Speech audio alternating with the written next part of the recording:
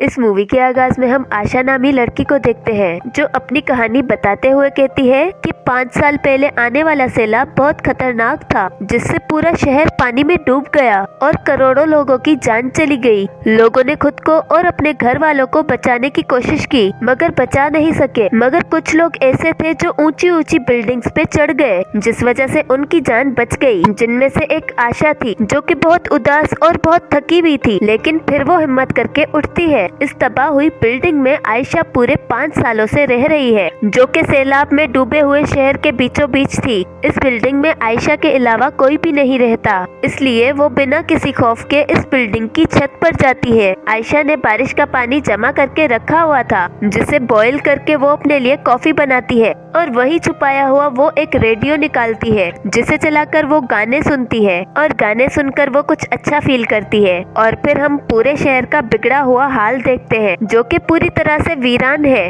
अब इन हालात में आशा का सबसे बड़ा मसला पानी था, क्योंकि अगर यहाँ बारिश न हो तो पानी का बहुत मसला होता है। इसलिए छत पर रखे हुए सामानों पर जो पानी जमा होता है उसे आशा एक कपड़े से साफ करती है। फिर कपड़े को निचोड़कर वो पानी को एक बोतल में बंद करके छुपा देती है, क्योंकि इस शहर में सामान न होने की वजह से बहुत सारे लोग डाकू बन गए थे। अब कितनी पानी की बोतल्स जमा हो गई थी, आशा वो डायरी में नोट करती है। और फिर वो दूरबीन से आसपास की जगह को देखती है कि अचानक एक बिल्डिंग पूरी की पूरी पानी में गिर जाती है और ऐसे ही पूरा शहर डूब रहा था। अब ये देखते हुए आशा की नजर एक बॉक्स पर पड़ती है। वो सोचती है कि इसके अंदर जरूरत का सामान हो सकता है, इसलिए वो नीचे वाले घर में चली जाती है, जो कि पूरा पानी में डूबा हुआ था। पर आशा खिड़की से एक पिन फेंककर उस बॉक्स को रस्सी के जरिए अपनी तरफ खींचती है, मगर पानी में मौजूद एक मछली उस बॉक्स को पकड़ लेती है और उसे अपनी तरफ खींचती है, जिस वजह से आशा के बाजू पर चोट लग जाती है। लेकिन वो फिर भी हिम्मत नहीं हारती और उस रस्सी को खींचती है, जिससे वो बॉक्स को हासिल कर लेती है। मगर आशा जब बॉक्स को खोलती है तो उसमें सिर्फ एक शराब की बोतल थी, जिसे लेकर वो ऊपर चली जाती है और शराब से अपनी चोट को साफ करती है। अब शाम के वक्त वो जब बैठी थी तो उसे कुछ आवाजें सुनाई देती है और वो जब दूरबीन से इधर उधर देखती है तो उसे पता चलता है कि कुछ लुटेरे खाने की तलाश में इस बिल्डिंग में आ रहे हैं। अब ये देखकर आशा अपना सारा सामान कचरे में छुपा देती है। फिर वो खुद भी जाकर एक कमरे में छुप जाती है, जहाँ उसने खुद के लिए एक महफूज जगह बनाई हुई थी। अब जैसे लुटेरे यहाँ आते हैं तो वो बिल्डिंग के हर घर को जाकर चेक करते हैं, मगर इन्हें यहाँ कुछ भी खास नहीं मिलता। लुटेरों के साथ एक बच्चा भी था जो इधर उधर गोलियां चलाता है, जिससे आशा बहुत डर जाती है। मगर खुद को बहलाने के लिए वो अपने पास यानी माजी की अच्छी यादों को याद करती है, जब वो अपनी फैमिली के साथ हंसी खुशी जिंदगी गुजार रही थी। अब प्रेजेंट टाइम में कुछ देर बाद वो लुटेरे यहाँ से चले जाते हैं और आशा भी बाहर निकलकर अपने कमरे में जाकर सो जाती है। अब हर रात आशा को एक ही ख्वाब आता था, जिसमें वो अपनी फैमिली को डूबता हुआ देखती है, लेकिन चाहते हुए भी वो उन्हें बचा नहीं पाती। फिर अगली रात जब वो सोने लगती है तो उसे बिल्डिंग में ही अजीब आवाजें सुनाई देती है, इसलिए वो टॉर्च उठाकर हर जगह देखती है, लेकिन उसे कोई नहीं मिलता। मगर उसे शक हो जाता है कि यहाँ जरूर कोई है, इसलिए वो हाथ धोकर साबुन को वहीं छोड़कर अंदर चली जाती है। और उसी वक्त वहाँ एक छोटी बच्ची हाई आती है, जो उस साबुन को उठा लेती है और तभी आशा भी वहाँ आ जाती है, जो हाई को देख लेती है और हाई आशा को मारकर वहाँ से भागकर दूसरी जगह पर छुप जाती है। फिर अगली सुबह आशा हाई को ढूंढने जाती है, जो उसे एक दूसरे कमरे में सोफे पर सोई हुई मिलती है, पर आशा उसे कुछ नहीं कहती और अपने लिए खाना बनाने चली जाती है। फिर कुछ देर बाद हाई उठकर आशा के कमरे में से बहुत सारा सामान चुरा कर लाती है, जिनमें आशा और उसकी छोटी बहन की तस्वीरें भी थी। और तभी आशा वहाँ आ जाती है और उससे वो तस्वीरें छीन लेती है, जिस वजह से हाई डरकर वहाँ से भागकर नीचे वाले घर में चली जाती है। अब आशा को समझ नहीं आता कि वो हाई का क्या करे। अब बहुत टाइम गुजर जाता है और हाई अभी भी नीचे वाले घर में थी, जहाँ बहुत सारा पानी भरा हुआ था। अब आशा को हाई पर तरस आता है, इसलिए वो हाई के लिए नूडल्स बनाकर नीचे वाले घर में जाती है, मगर हाई उससे नूडल्स नहीं लेती, इसलिए आशा नूडल्स वहीं रखकर ऊपर चली जाती है और हाई वो नूडल्स खा लेती है। फिर अगले दिन हाई आशा का शुक्रिया अदा करने के लिए उसका सारा चुराया हुआ सामान उसे वापस कर देती है, जिसके बाद ये दोनों खाना खाती है। अब हाई खाते वक्त आशा की नकल करती है, जिस वजह से आशा हंसती है। आशा बहुत सालों बाद ऐसे मुस्कुराई थी, मगर इन दोनों की अभी तक आपस आपस में कोई बात नहीं हुई। फिर रात को आशा हाई का बिस्तर भी अपने कमरे में लगाती है ताकि वो उसके साथ सो सके, मगर हाई को नींद नहीं आती और वो रोकर कहती है कि मुझे अपने मॉम डैड की बहुत याद आ रही है। और ये सुनकर आशा उससे पहली बार बात करती है कि घबराओ मत, हम तुम्हारे मॉम डैड को ढूंढ लेंगे। फिर हाई आशा को अपना नाम बताती है, जिसके बाद अगली सुबह ये दोनों छत पर जाती है और खेलते हुए हाई दरवाजे पर लगी हुई टेप की पट्टी को हटा देती है, जिस वजह से दरवाजा लॉक हो जाता है। दरअसल इस दरवाजे का लॉक खराब हो गया था, जिस वजह से आशा ने दरवाजे पर टेप की पट्टी लगाई थी, मगर पट्टी के हटने से दरवाजा लॉक हो जाता है और ये दोनों छत पर फंस जाती है। अब आशा को ऐसे परेशान देखकर हाई एक तार उठाती है और उसकी मदद से वो दरवाजे को खोल देती है। ये देखकर आशा उसे समझाती है कि देखो, यहाँ की हर एक चीज का मैंने सेटअप बनाया हुआ है, इसलिए बिना पूछे किसी भी चीज को हाथ मत लगाना, और हाँ, यहाँ पर शोर भी मत मचाना वरना यहाँ लुटेरे आ जाएंगे। ये सुनकर हाई कहती है कि हमें यहाँ से निकलना चाहिए, आखिर हम कब तक यहाँ रहेंगे, यहाँ रहना किसी खतरे से ज्यादा नहीं है। मगर इस बात पर आशा बिल्कुल मना कर देती है। फिर कुछ देर बाद आशा नोट करती है कि जो उसने गले में अपना खानदानी नेकलेस पहना हुआ था वो अब उसके गले में नहीं है, जिस पर वो परेशान होकर हर जगह उस नेकलेस को ढूंढती है। फिर वो सोचती है कि इसे भी जरूर हाई ने चुराया होगा, इसलिए वो हाई से जाकर पूछती है, जिस वजह से हाई को बुरा लगता है कि आशा मुझे चोर समझती है और वो नाराज होकर बिना कुछ कहे अपना सामान उठाकर दूसरे कमरे में चली जाती है। फिर अगली सुबह आशा देखती है कि हाई पीने वाला पानी कपड़े धोने में जाया कर रही है।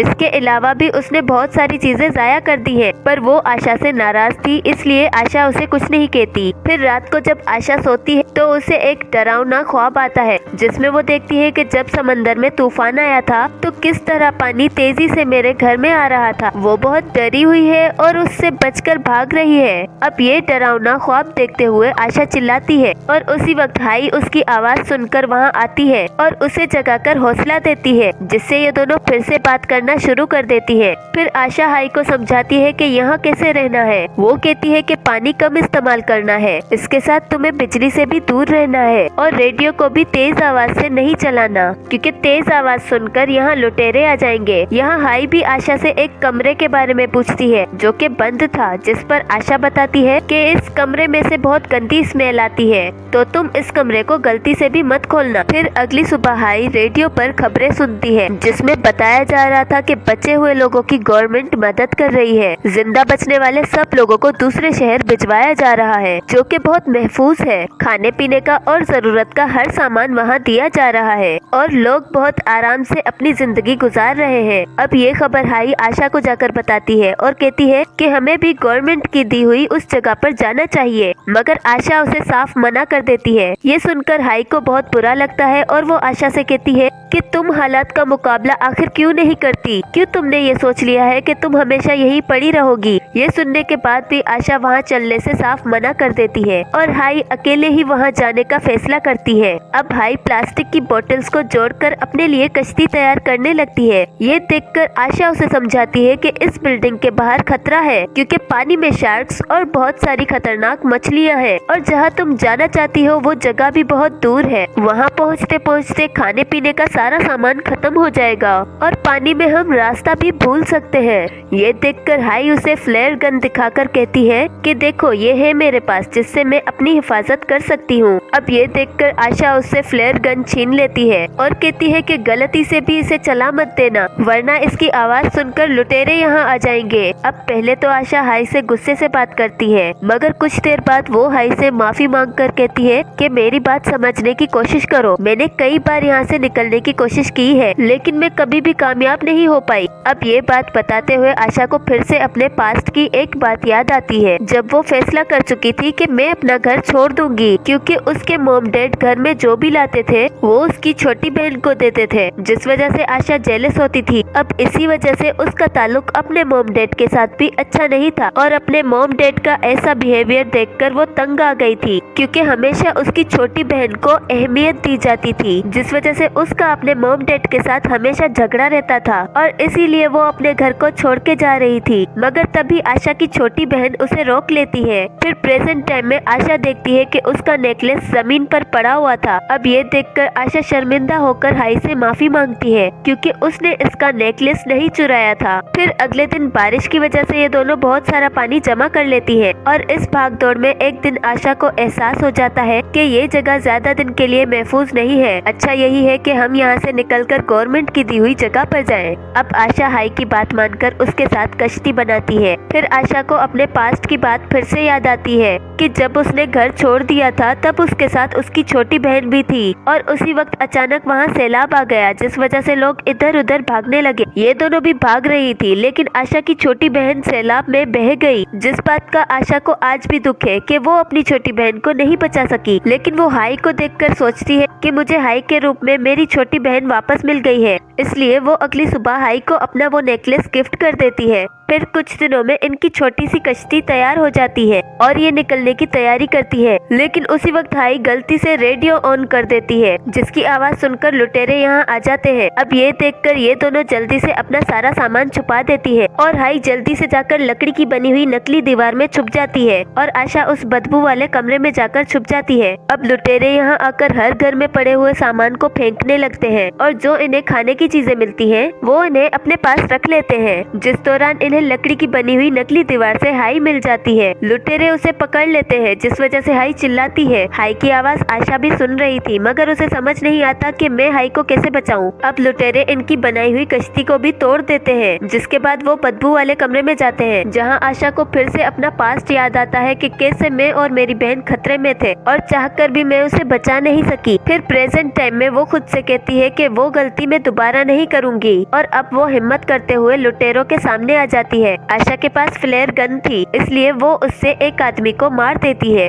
फिर वो भागकर एक दूसरे घर में चली जाती है, जहां वो लुटेरों को फंसाने के लिए रेडियो ऑन कर देती है। अब रेडियो की आवाज सुनकर कुछ लुटेरे अंदर आते हैं और आशा उन सब पर हमला करके उन्हें जान से मार देती है। अब लुटेरों का हेड एक आदमी को चेक करने के लिए भेजता है कि देखकर आओ वहाँ क्या हो रहा है, और आशा उसी बदबू वाले कमरे में दोबारा से छुप जाती है। यहाँ हमें पता चलता है कि इस कमरे में बहुत सारी लाशें गल सड़ गई थी, जिस वजह से इस कमरे में बहुत बदबू हो गई थी। पर 2-3 लाशों को आशा ने ही सामने रखा था, जिस वजह से लुटेरा डर जाता है और आशा उसके सामने आकर उसे जान से मार देती है और उसका चाकू अपने पास रख लेती है। फिर वो उसके बाकी साथियों को भी मार देती है, जिसके बाद वो लुटेरों के हेड के पास जाती है, जो कि अपनी कश्ती पर था। वहाँ उसके साथ भी आशा की बहुत लड़ाई होती है, जिस वजह से ये तीनों गलती से पानी में जा गिरते हैं। अब इससे पहले यहाँ शार्क्स आती, आशा जल्दी से हाई को लेकर पानी से निकल जाती है, पर उसी वक्त लुटेरे के पास शार्क आ जाती है जो उसे खा जाती है, जिसके बाद आशा और हाई लुटेरों के शिप पर चढ़कर अपनी मंजिल के लिए रवाना हो जाती है। इस शिप पर लुटेरों का बहुत सारा खाने पीने का सामान भी था,